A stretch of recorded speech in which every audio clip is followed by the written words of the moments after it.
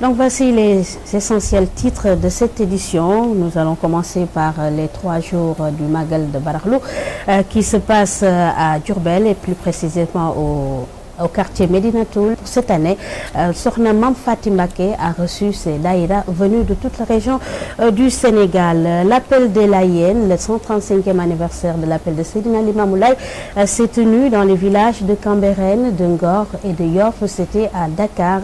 Nous aurons le reportage qui nous est venu de là-bas grâce à notre reporter Bara Sène. Et nous allons terminer par le Magal de Serigne Lamp Mbacké qui se déroule présentement ici au niveau de Diourbel.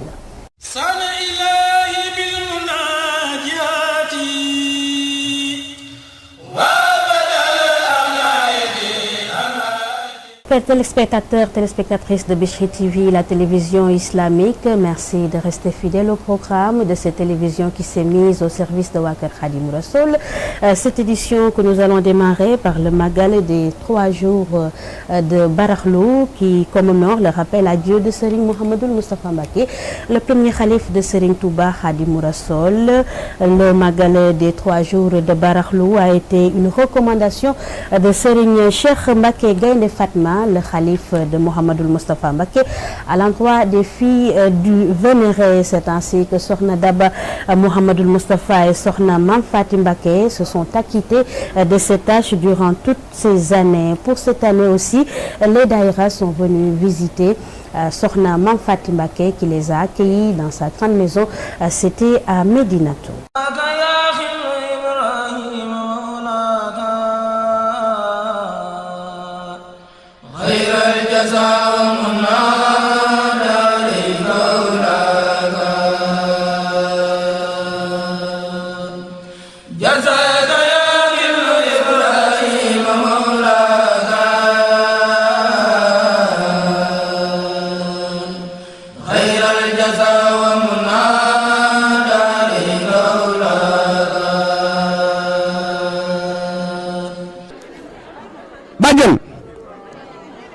sa taalibe yi di waa Kalsaan ñoo lay nuyu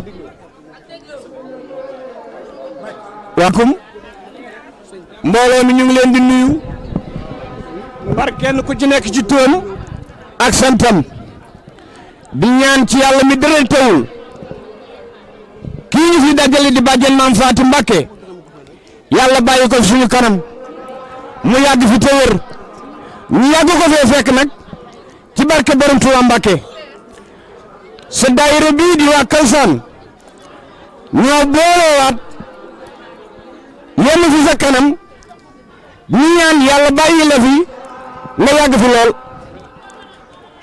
li ñu def ak yow nag ñoo ngi ñaan nga ñaanal leen ñu yàgg koo man ki ko jiite di sama yaay jóbeloo na ngi nii toog ànd ak mbooloo mi yëpp di la sant di la gërëm bis bii nag day bis bopp dañu ko def ngir yàlla ak yonent bi ak sëñ Modou Moustapha Mbacké di bis bopp ku ci feeñ dootoo nëbbu mukk ki ñu defal loolu nag ginnaaw yàlla ak yonent bi Mbacké yow rek la du kenn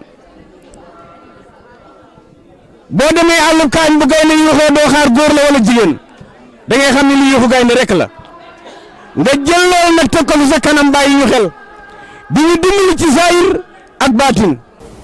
Sokhna Mame Faty Mbacké qui a accueilli toutes les délégations s'est réjouie de cette venue et a remercié les talibés venus formuler des prières à son endroit et à l'endroit du Sénégal en général. boole ak yow nag ñu liggéeyal Sëñ Tuuba kon ñoom ñu ngi koy sant di ko gërëm di ko ñaanal yàlla yàlla na fi yàgg te wér at mu jot bu ñu jàkkaarloo ak yow dajale li ñu yor jox la ko nga ñaanal leen ngir yàlla ak Yonent bi ak Sëñ Tuuba bu la wanee ginnaaw lu ñu defoon ak yow day yokku ñu di la sant di la gërëm di la ñaanal yàlla ñu ngi gën a dolli ko waat nag di boole seen bopp di ko def nañ ko daan defee di la ko jofaat loo leen sant ñu def loo leen tere ñu bàyyi foo leen bàyyi it boo ñëwee fekk leen fa muy ndigal lool ñu ngi koy sàkku si ñoom seen diggante ak yow te fas ñu si yéene dellu ginnaaw mukk ñu dajale daayira bi nag teg ko ci loxol sama yaay joddaloo mi nga xamante ni bii moo leen jiital ñoom ñëpp kàddu gi di genn ñu àndandoo ñëw fi sa kanam ñu na nga ñu santal soxna si tegal ñu ko ci loxoom te wax ko nañu ñaanal ci yàlla ak yonent bi ak Sëñ Tuubaa Mbàkke lu ñu mën ren bu déwénee yàlla nañu mën lu ko ëpp. Donc nous allons quitter momentanément Diourbel pour arriver à Dakar où s'est tenu l'anniversaire de l'appel des Layènes. En effet, la communauté layène a célébré le 135e anniversaire de l'appel de Seydina Limamou Laye Al Mahdiou et c'était sous l'égide de Chérif Abdoulaye Thiaw Laye. Chérif Abdoulaye Thiaw Laye, retenons-le, est né le 26 octobre 1926 et il est le 5e khalife de son grand-père Seydina Limamou Laye qu'il avait déjà annoncé. Il est ainsi celui qui a révolutionné la communauté layène, tout d'abord en étant le porte-parole des autres khalifes de Seydina Limamou Laye, en mettant en place des daïras un peu partout au Sénégal, donc dans toutes les régions. Et il a aussi assuré l'animation des soirées religieuses dans beaucoup de localités, telles que Louga, Gossas, Ngaham et Kaolack, et ceci à maintes reprises.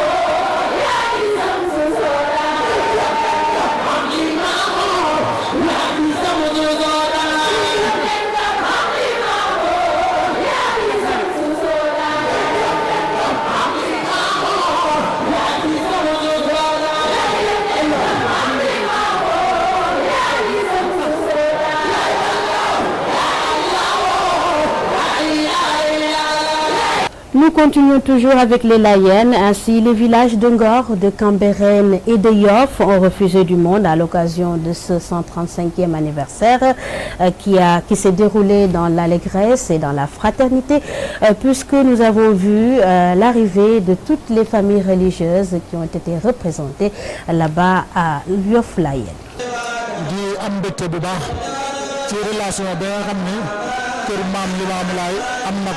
ak kër Sëriñ Touba rawatina nag sëñ Abdoulaye Thiaw mi nga xam ne tey jii mooy xalifa général de Layène relation bi mu amoon nag waa Touba démb ak bërki démb ba yàlla teg ko fi tey jii Cheikh Sidi Moukhtar tam yàlla teg ko fi doomam Seydina Issa itam relation bi nga xam ne Seydina Issa Laye doomam am na ko ak yoonu murit waaye sëñ relation bi ma nga départ ci xalifa yi fi jaar yëpp waaye ca jamono yooyu sëñ Abdoulaye Thiaw moo nekkoon koy xam ni lépp am na ñaar fukki at ak nangam wala fanweeri at mu nekk ay tuut tànk ñu di ko gis ci télé bi mu ñëw Touba def ay témoignages yu am solo am tànk bu am solo bu mu téye ci diine ji téye ko ci turux yi. te loolu tamit li ma gën a motiver mooy d'abord thème bi la promotion de la paix parce que mën naa ne tey boobu paix moo ma tax a jóg parce que dafa nekk loo xamante ne chance la pour ñun Sénégal képp koo xamante ne dina toog di seetaan li gis kilifa diine chrétien toog ci diggante kilifa musulman yi loolu dafa nekk message boo xamante ne bu am maanam la moo tax ñun li ñu ñaan ñun chrétien yi li suñu maam yi sampoon fi mu yàgg ci Sénégal parce que dafa nekk loo xamante ne du lu ñu dund la waaye lu ñu fi fekk la te lu ñu fi fekk dinañ ko fi bàyyi bu ñu ko mënul yóbbu ci kanam ndax ñu bàyyi ko fi mu nekk comme suñu maam yi ni ñu ko bëggoon ça c'est déjà l'appel parce que damay doy souvent exemple même keroog bi ma tase woon ak xalifa général bi nee naa ko dama amoon ay gan fan yee passé ñu may laaj mais Sénégal fii ana këru chrétien yi ak kër musulman ma ne leen ñun fii Sénégal xamuñu loolu. Les autorités administratives et coutumières du Sénégal étaient aussi de la partie. Ainsi, nous avons constaté la présence des représentants du gouvernement du Sénégal. Monsieur Abdoulaye Baldé était de la partie, ainsi que le maire de la région de Dakar, Monsieur Khalifa Sall. di am mbégte aussi ñëw fii si tànku jullit tànku taalibe mais aussi tànku dëkkandoo parce que fii si Yoff la dëkk ak samay famille donc sama taxawaay ci taxawaayu d'abord jullit la taxawaay doomu Sénégal aussi mais aussi di rafetlu thème boo xam ne moom la ñu jagleel 135e appel bi parce que Almadies dafa nekkoon nitu jàmm et ren appel bi dafa tourné autour de la promotion de la paix donc rafetlu naa ko trop paix bi je pense que mbirum jàmm ji c'est d'actualité actuellement dans le monde waxuma Sénégal rek mais jàmm fu nekk la nit ñi di fekk jàmm aussi bien dans le Moyen-Orient en Europe un peu partout et donc le fait que ñu tànn thème boobu jagleel ko 135e anniversaire bu appel bi je pense que am solo di ñaan yàlla rek lépp loo xam ne ñu ko fi ñaan yàlla nangu na ko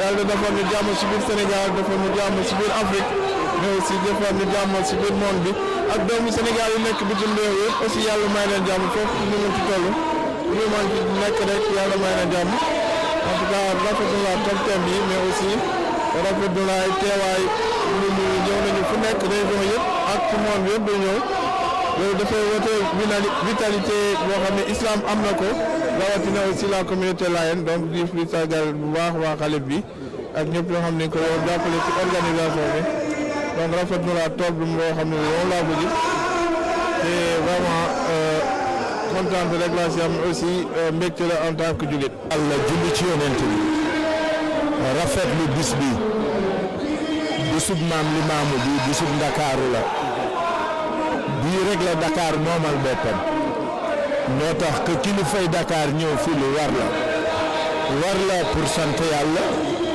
war la pour sant suñu maam Limaamu parce que lii lépp mooma ndokkeel njukkal Serigne Ablaye te di ñaan yàlla yokk wéram ak talam ak manam di rafetlu nag ni nga xam ne moom lañ ko defaree ren l'appel édition ren bi rafet na jekk na thème biñ ko joxe bu baax la jàmm mooy la lépp mooy jiitu mooy mujj donc tey daal ñu ñëpp li ñu war mooy ñu ànd sant yàlla fexe ba ñaan geek yi ñu bëgg ci lii yàlla defal ñu. Notre reporter Bassène a eu aussi à rencontrer des talibés layènes qui sont venus de tous les coins du monde pour magnifier avec leur marabout ces journées de prière et d'invocation. Voici son reportage. Le thème de cette année pour l'appel de Seydina Limamou est consacré à la paix, à la non-violence. Donc, l'ouverture hier au mausolée de Seydina Issa Laye de Cambérène, lors du discours de Seydina Laye, fils de l'actuel Khalif Serigne Ablaye Thiaw, je crois qu'il a eu à décerner les principaux points de ce thème. Donc, c'est un point qu'a toujours visé le fondateur de cette secte, qui est la secte layène. Seydina Limamou a pris comme symbole la couleur blanche qui symbolise la paix. Donc, on ne peut que encore confirmer ses vœux. Et on prie que le Dieu exauce toutes nos prières qu'on a eu à faire lors de ces 2 jours qui concernent l'appel, la 135e édition de Seydina Limamou. On en arrive maintenant au Magal de Serigne Lamp Mbacké qui se déroule présentement ici à Diourbel. Alors nous accueillons sur ce plateau Monsieur Cheikh Fall. Monsieur Cheikh Fall, nous avons trouvé chez Serigne Lamp qui célèbre aujourd'hui son Magal annuel. Pouvons-nous savoir le pourquoi justement de cette grande journée religieuse? Je vous remercie tout d'abord de cette invitation. Je voulais tout d'abord me présenter pour dire que je m'appelle Cheikh Fall, je suis le président du comité d'organisation du Grand Magal de Krieli. Donc le Grand Magal de Krieli commémore le rappel à Dieu de Serigne Modou Rokhaya Mbacké le père de Serigne Lamp Mbacké. Donc Serigne Lamp Mbacké, il est le petit-fils de Serigne Modou Mamoun Mbacké, lui-même fils de Mame Cheikh Anta Mbacké. Donc c'est un pur produit de Darou Salam. Et donc le Magal que nous célébrons aujourd'hui, c'est la 18e édition. Donc très jeune, Serigne Lamp Mbacké est allé faire ses études donc un peu partout au Sénégal et en Afrique. Il est allé donc en Mauritanie, il est revenu au Sénégal et il a préféré s'installer au niveau de Krieli, qui est sa famille maternelle. Donc où il a fait de très grandes réalisations. Donc il a mis en place beaucoup de dara et beaucoup de daïra. Donc il a vraiment travaillé de telle sorte que la jeunesse de Krieli s'est complètement métamorphosée. Donc aujourd'hui, donc au lieu de jouer au ballon, au lieu de faire des tabards et autres, aujourd'hui à Krieli, c'est des khataïs que nous entendons tout le temps. Voilà. Alors l'organisation de Magal, surtout du Magal de Krieli, c'est pas une mince affaire. Comment le comité d'organisation arrive justement à vraiment accueillir tous ces invités et surtout à leur prendre en charge? Voilà, donc comme vous l'avez si bien dit, le Magal de Krieli déjà c'est pas une mince affaire. Organiser un Magal déjà c'est pas une mince affaire. À plus forte raison organiser le Magal de Krieli. Pourquoi c'est pas une mince affaire? Parce que le Magal de Krieli, on peut dire, est à la croisée des chemins. Nous allons recevoir Darou Salam.